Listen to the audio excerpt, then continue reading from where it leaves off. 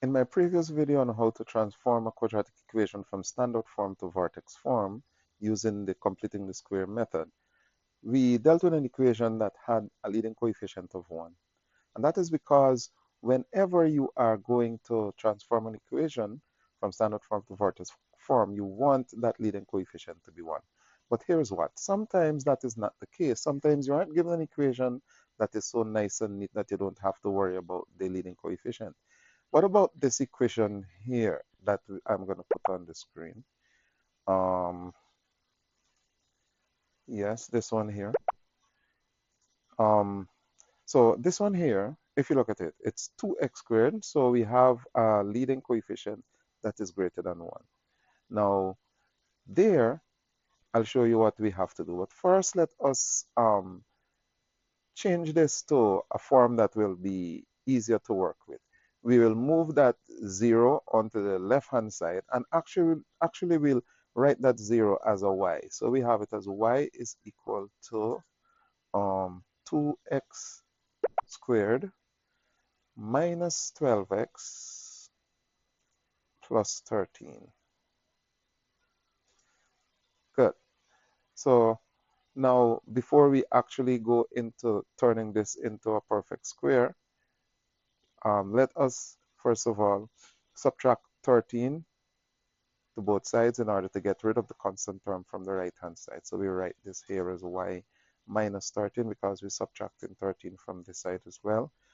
And that is equal to 2x squared minus 12x plus 13 here, and we subtract 13 from the other side as well. Now on the right side, the 13s are going to cancel each other out, leaving us with y minus 13 equals 2x squared minus 12x. Good.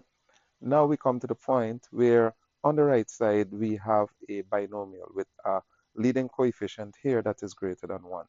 What we have to do is to factor that leading coefficient out in order that when we put that binomial in brackets there, we're going to have a x squared term instead of a 2x squared term. So let's go ahead and do that. We have, okay, let me factor out the 2 and show you how that is done. So we just do 2 here and open bracket. Now we factor out 2, not 2x. Let's be very clear about that. We're going to factor out 2.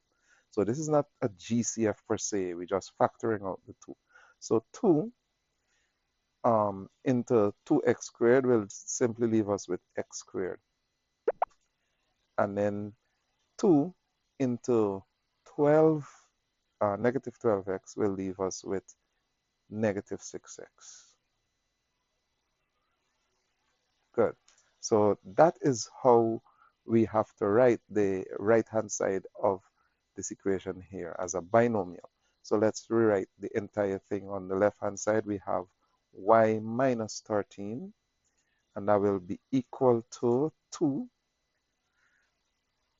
squared minus 6x. That is what we have on the right-hand side. Now on the right-hand side, what we have to do now is to turn what is inside the bracket there into a perfect square trinomial by taking half of the middle coefficient and squaring it. So half of the middle coefficient, it means that that negative 6, because that's our middle coefficient, we will have to divide that negative 6 by 2, and that will give us negative 3. Negative 6 divided by 2 equals negative 3. So that is half of the middle coefficient. Now we have to square it. So that is negative 3 times negative 3, and that will be equal to positive 9. Good. Now, this is what we have to do. We have to add positive 9 to both sides. Now, did I say that? That is wrong. Let me show you why.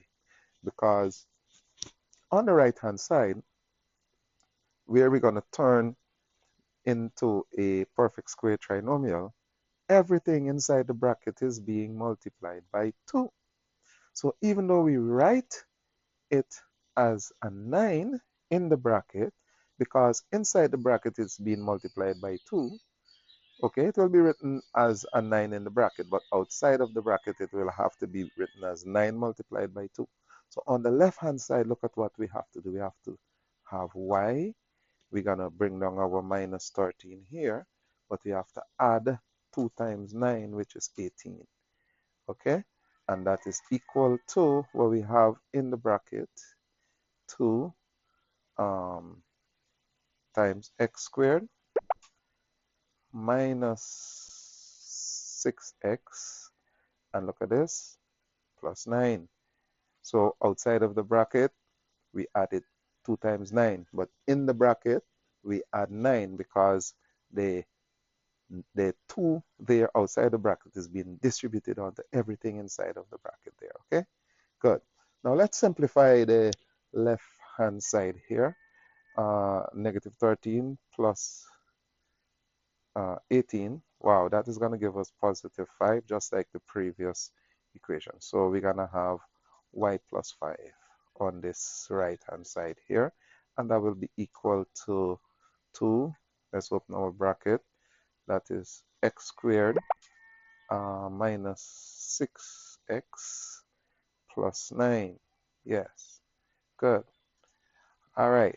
So on the right side, we have a perfect square trinomial. Now it is possible to factor this perfect square trinomial and bring it into a binomial squared. And by doing that, or in order to do that, what we simply have to do is take the middle coefficient, half of it, and write it in the bracket with x as the leading term in the bracket. Okay, let me show you how it is done. We have open our bracket there. X is the leading term. And what is half of negative 6? Negative 3. So we have x minus 3, and we close our bracket and square the entire quantity. So we have factored the right side as a binomial square. So let's rewrite the entire equation now. It's y plus 5 on the left-hand side, and that is equal to 2. And the quantity in bracket here is x minus 3, and we square that quantity. Good. One more step in order to bring this into the form that we want. Y is equal to a open bracket x minus h quantity squared plus k.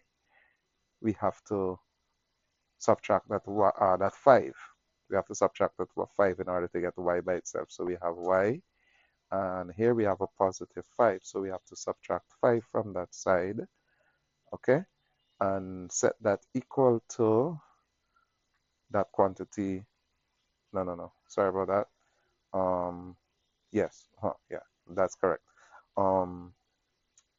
X minus 3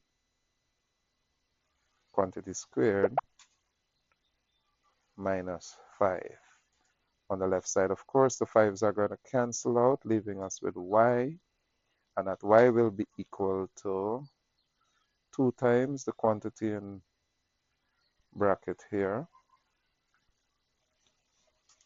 x minus 3 minus 5. And so we have found our x and y coordinate for our vertex. Remember in the previous video I said that the quantity in bracket is actually the opposite of what we're going to actually put on the graph. In bracket we have x minus 3. Okay, so showing negative 3 as the value there for x, but actually on the graph you have to write the opposite of that.